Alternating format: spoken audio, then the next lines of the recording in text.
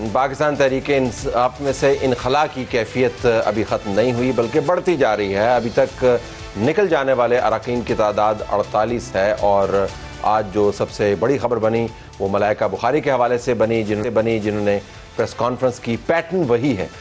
अडियाला के अंदर क्या ऐसा जादूगर है कि जो इन तमाम लोगों के नज़रियात जो आहनी नज़रियात समझे जाते थे उनको मोम में तब्दील कर रहा है। इसके ऊपर हम इस प्रोग्राम में बात करेंगे, लेकिन आपको ये भी साथ बताते चलें कि इप्सोस के एक सर्वे के मुताबिक पाकिस्तान के 80% अवाम ये समझते हैं कि जिन शरपसंदों ने ये हंगामा मचाया या फसाद किया उनको शदीद सज़ा देनी चाहिए।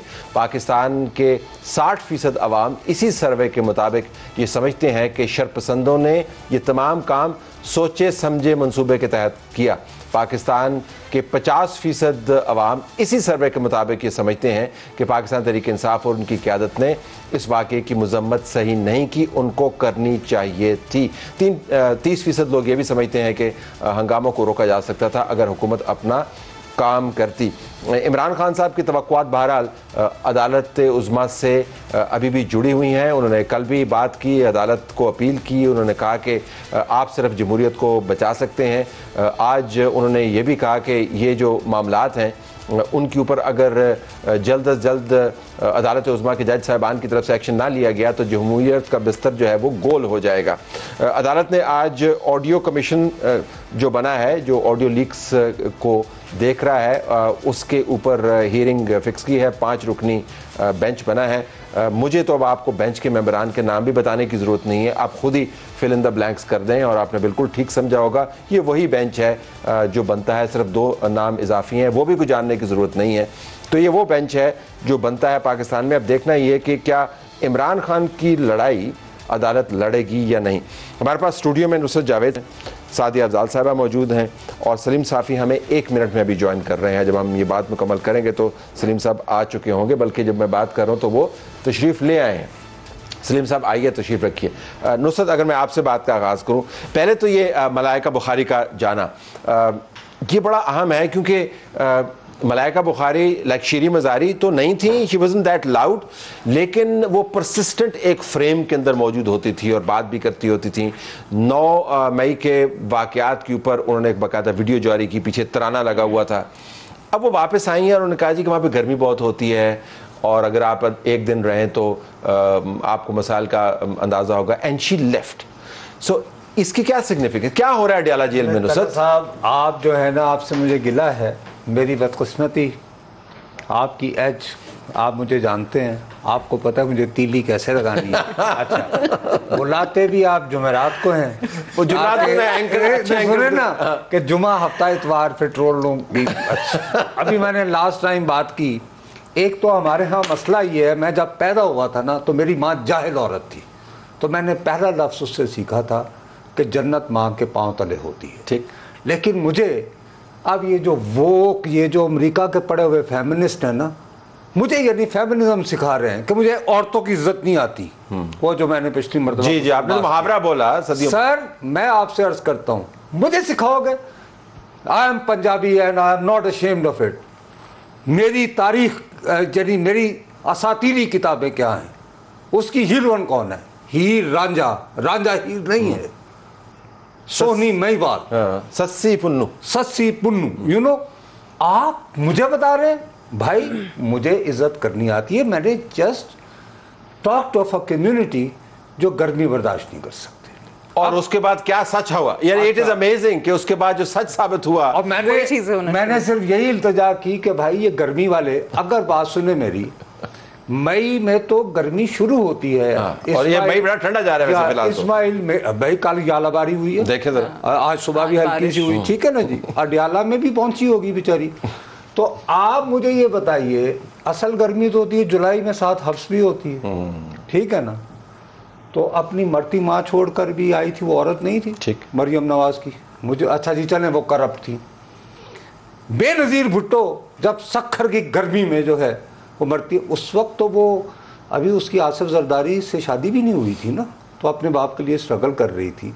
मेरा सर, एक होते थे प्रोफेसर मुबारक हैदर, वो एक ज़माने में कम्युनिस्ट रहनुमा और वो आज़ाद नज़में वगैरह लिखते थे, आजकल अमरीका चले गए हैं और वो ट्रंप पे ही मान ले आए हैं। और इस्लाम भी उन्होंने कबूल कर लिया दोबारा।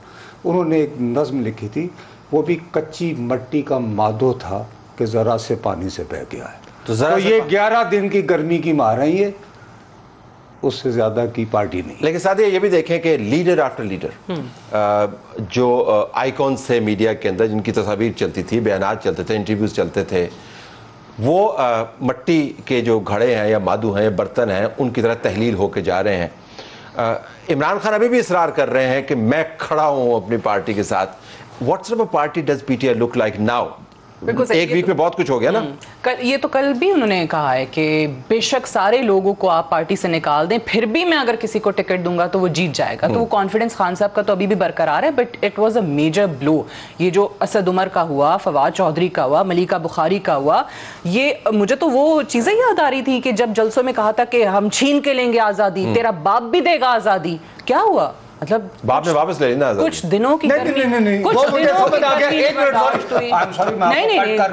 वो जो कहते थे ना, मुझे आप समझ आ गई, हकीकत तेरा बाप भी देगा आजादी। असल में ये सियासत से आजादी चाह रहे थे, ये वो नारा लगा रहे थे, वो उन्होंने। बट लेकिन साथ ही हमें तो याद आ रहा है जो वोटर और वर्कर है उससे ये कैसे रेजोनेट करता होगा। चलिए हमें तो छोड़ देना, आपके ख्याल में वो समझ रहा होगा कि मुश्किल में है, गर्मी है, दबाव है, एस्टेब्लिशमेंट है, क्या है? अच्छा, मैंने कुछ चेंजेस देखे सोशल मीडिया की हद तक। पहले बहुत गुस्सा था कि हमारे लोगों को बहुत फोर्स किया जा रहा है। अभी भी मुझे उन लोगों पे हैरत होती है जो कहीं ना कहीं ये कह रहे हैं कि जी आपकी तकलीफ हम समझते हैं, आपकी मजबूरी हम समझते हैं, आपको खराज तहसीन है, चाहे वो पीटीआई से अलहदगी है, सियासत से दस्तबरदारी है, या फिर एक ब्रेक जो कहा गया कि हम सियासत से ले रहे हैं। ये चीजें अवाम को क्यों समझ में नहीं आ रही? ये टक्कर के लोग हैं जिनसे अडयाला जेल की चंद दिनों की गर्मी नहीं बर्दाश्त हुई। ये जो उन्होंने मिसाल दी है बीबी की, वो मैं कल ही तस्वीर देख रही थी मोहतरमा की कि वो किस तरीके से गर्मी में बुरा हाल है उनका। और फिर नुसरत भुट्टो का एक खत का तस्करा हो रहा था कि उन्होंने क्या कहा कि किस तरीके से तुम अपना गुजारा करो और गर्मी बहुत है। तो टक्कर के लोग तो वो थे। तो ये क्या कर रहे हैं, क्या साबित करना चाह रहे हैं? तस्लीम साहब इस पर जरा वापस आइएगा। मैं सिर्फ ये जानना चाह रहा हूँ कि जो पार्टी के अंदर का माहौल है, चूंकि हमने उसका तज्जिया करना है, इमरान खान साहब के एतमाद के साथ ये बड़ा एक कंट्रास्ट होता है। वो कह रहे हैं अभी भी लोग जीतेंगे, मैं कमेटी बनाऊंगा। ही स्टिल थिंक्स कि उनके पास एक स्ट्रक्चर इंटैक्ट है। इतने बड़े एक्सोडस के बाद आपको क्या लगता है पार्टी की क्या कैफियत? पार्टी का लफ्ज़ आप इस्तेमाल कर रहे हैं कि वो पॉलिटिकल पार्टी थी या है?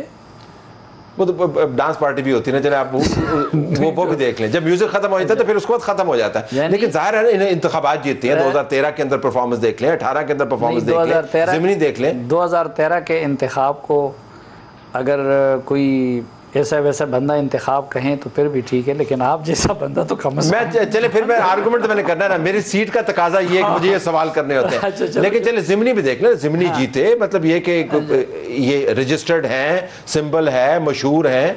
अब पार्टी की कैफियत क्या है? सीधी सी बात ये देखिए, मैं अक्सर एक बात कहता हूँ ना कि देखिए इमरान खान साहब, पहले जब आप तो क्रिकेट से ज़्यादा आपको दिलचस्पी है, मुझे तो खुद, अब तो माजरत के साथ ये मिसाल ना ही दिया गया तो शर्मिंदगी होने लग जाती है। लेकिन मैं ये कहता हूँ ना, 97 में या 2002 में क्रिकेट के वर्ल्ड कप की याद भी ताज़ा थी, शौकत खानम की याद भी ताज़ा थी। ये जो बड़े बड़े मालियाती स्कैंडल्स हैं ये भी इमरान खान साहब की ज़ात से वाबस्ता नहीं हुए थे। ये मशकूक और बदनाम लोग भी उनके करीब नहीं आए थे। तो अगर इमरान खान साहब ने अपने बल पे पार्टी बनानी थी या जीतना था तो फिर उस वक़्त क्यों ना जीते? ये तो जब 2010 में इस्टेब्लिशमेंट ने ये फ़ैसला किया कि अब पीपल्स पार्टी और नून लीग को आउट करना है, तो ये सारे वो लोग हैं, यानी एक एक चुन के आप देखें।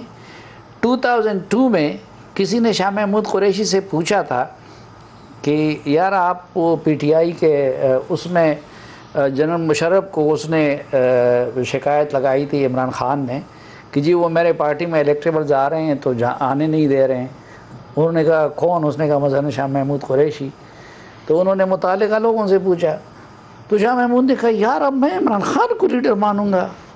ठीक, तो ये शाह महमूद कुरैशी, असद उमर, फ़लाँ फ़लाँ फ़लाँ, ये जितने भी नाम है ये तो इस्टेब्लिशमेंट के टेस्टेड मोहरे थे। तो आप इस मफरूजे को मानने को तैयार ही नहीं है कि वो ये जमात है, क्योंकि जमात नहीं थी, सिर्फ जमात लिहाजा तितर बितर हो रही है। सिर्फ जमात नहीं, देखें ये सिर्फ ये काम नहीं किया गया, उनके लिए मीडिया को इस्तेमाल किया गया, तकसीम किया गया, उनके लिए जुडिशरी को इस्तेमाल किया गया, मैनेज किया गया, तकसीम किया गया।